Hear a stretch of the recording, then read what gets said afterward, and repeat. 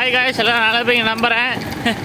இப்போ நான் சீமார் ரோடு வேறு பார்க்க போயிருந்தேன். இங்கே மீனாட்சிபுரம் கேரளாக்குள்ளே வந்திருந்தேன். ரோடு பயங்கரமான ஜோல்டிங், பயங்கரமான குழி மேடு. பார்க்குறதுக்கு தான் ரோடு இப்படி இருக்குது. கேரளா ரோடு ஓட்டவே முடியல, அந்தளவுக்கு இடுப்பு வலி. ரெகுலராக வருவேன், எப்போவுமே தெரியும் வருவேன். ஃபஸ்ட் ஆனால் இந்த வீடியோவில் இப்போ தான் ஃபஸ்ட்டாக போடுறேன் இந்த கேரளா ரோடை பற்றி. பயங்கரமான ஜோல்டிங் பாருங்க தான்.